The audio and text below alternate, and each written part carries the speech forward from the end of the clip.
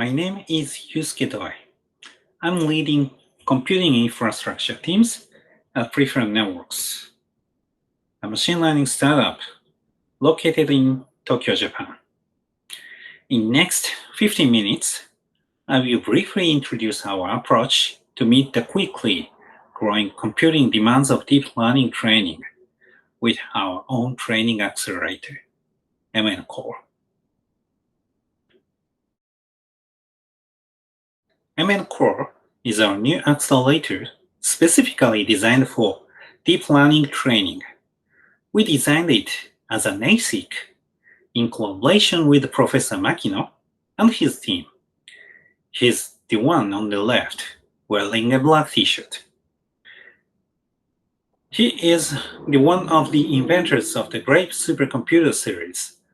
The person on the right, wearing a white t-shirt, is Professor Emeritus Hiraki. He built the Grape DR supercomputer as a joint work with Professor Makino. He joined Preferred Networks during the designing process of MN Core. By the way, if you can read Japanese, you may understand their joke on t-shirt. They say, "I don't understand the supercomputers at all." A good slogan for professors on the supercomputers, isn't it? Well, the picture on the top left is our package design. A package has 4 dies. An MN Core die has a large number of arithmetic blocks. These 4 dies, containing 2048 matrix arithmetic blocks, are controlled by a single instruction stream. This means we adopted a radically lean and mean SIMD architecture, allowing us to reach in excess of 1 teraflops half fraction per watt in real-world matrix computation workloads. As far as I know, this is the first processor in production that exceeded 1 teraflops per watt efficiency in half fraction floating point. Let me start with our unique position of our aim in developing MN Core. Then I will talk about our programming model, performance, and how we are going to use this processor. Preferred Networks is a startup company specializing in machine learning and robotics. This company has been founded 6 years ago and is active in various fields, including manufacturing, transportation, bio, and healthcare with our business partners. Our CEO, Toru Nishikawa, has an HPC background, and thus it might not come as a surprise that one way of looking at our business is to solve real-world problems of our business partners using computing power. Or, to say it with one of our mottos, make the real world computable. As all of you know, machine learning-based businesses require a lot of R&D effort. Modern machine learning research, such as neural architecture search, demands more and more computing power. A combination of excellent R&D and sufficient computing power to support it is one of the sources of our business strengths. This is why we made our accelerator. We have such a big demand for computing power within the company, and we thought we should design a specialized processor for ourselves. So this is a unique processor that is designed by its user. The MN Core package contains 4 MN Core dies. It is designed for a thermal design power of 500 watts and over 500 teraflops in half fraction. Then, let me talk a little about the chip itself. This is a design overview of MN Core. MN Core is designed to work as a giant SIMD processor. These 4 MN core dies in a package work synchronously on a single instruction stream. No loop, no jump in the instruction stream.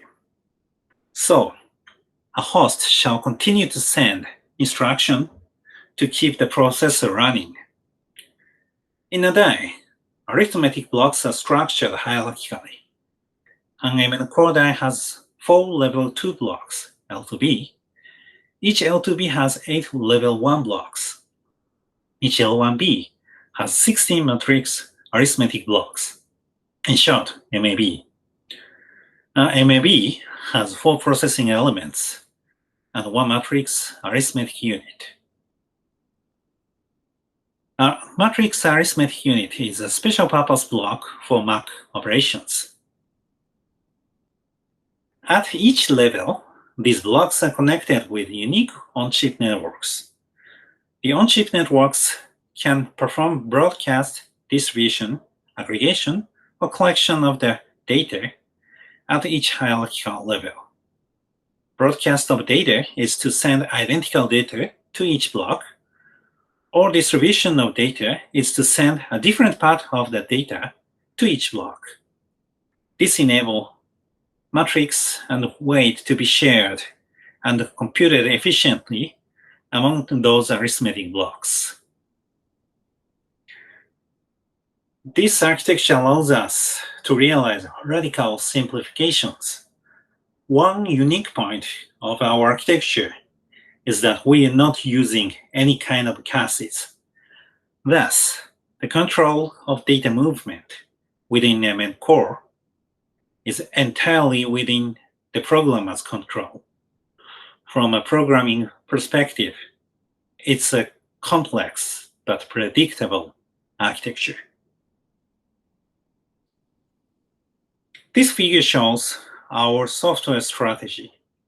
Based on PyTorch, Onyx, and our in-house extension of Onyx for training, we already have a software stack to deliver our product to customers, such as the components in the blue dashed box to the right. For MN core, we use the software stack, but with a different IR to optimize. On the IR level, we organize data copy between each hierarchical level of MN core and between the host and MN core. To perform efficient computation, we are developing our offline scheduler to optimize data copy and computation ahead of time. As our processor is well predictable, we can evaluate the efficiency of the generated schedule offline. Next, how efficient is MN core? This is the result of our preliminary performance measurement. In this measurement, we didn't use the software stack shown in the previous slide. All machine codes used in the benchmarks are handcrafted and well optimized. In this HGEM benchmark, each MAB independently executes half-precision gem with an identical dimension. It is designed as a torture test for the MAUs and thus exhibits an unrealistically high execution efficiency. COM4 to delta I and COM3 to delta W implementation of half-precision 3x3 convolutions for data gradients and weight gradients, respectively, from ResNet 50. The batch size is 128, and each level 1 block processes 1 image. In contrast to HGEM, the convolution kernels use external DRAM to store weights. Along with the DRAM power consumption, the energy efficiency slightly drops but still reaches 1 teraflops per watt. Although the execution efficiency of COM32 drops because the number of flops is reduced by the Winograd algorithm, unused hardware such as arithmetic units is strictly clock gated. Thus, the energy efficiency still reaches 0.9 teraflops per watt in half pressure. So it works. Then let's make our cluster to solve real-world problem of our customers. Using the MN Core Accelerator units, we built a computing cluster and named it MN3. It has 48 computing nodes. Actually, we still have some work to do, so only 40 nodes are working today as computing node. Each computing node has 4 MN Core accelerators. One node has 2 petaflops theoretical peak in half pressure.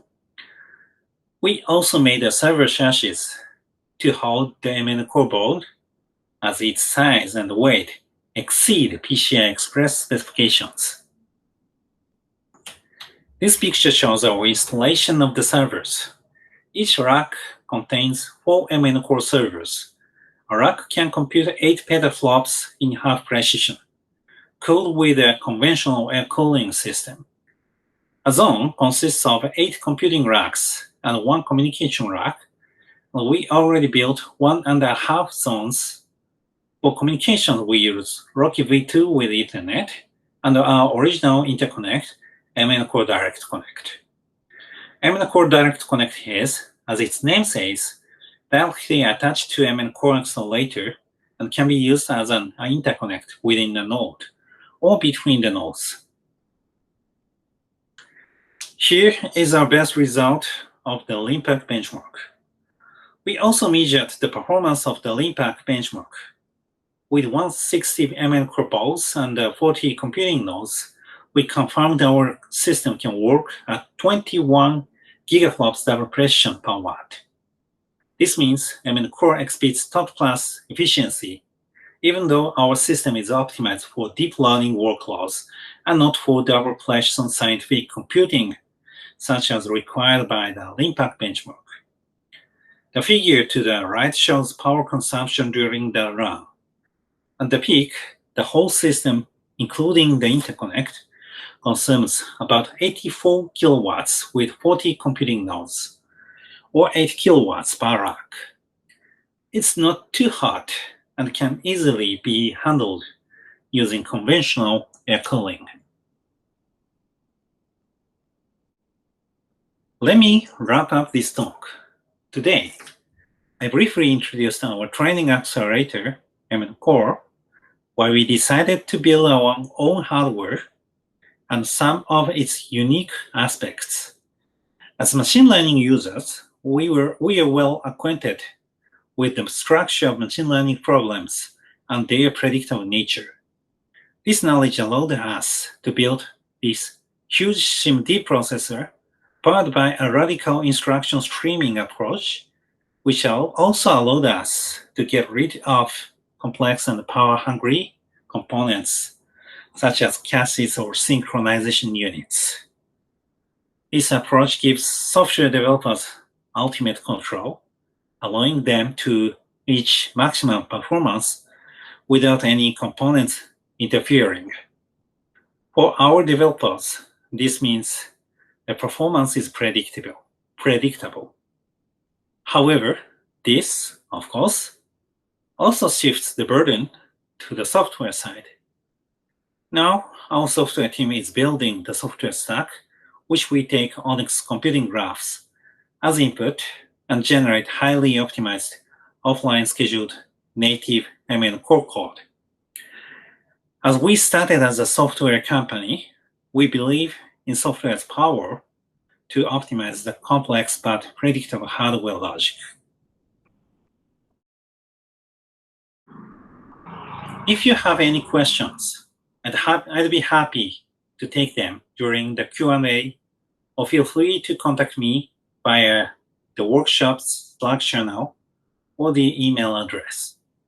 If you'd like to check out some more information, please visit our project pages. Thank you very much for listening.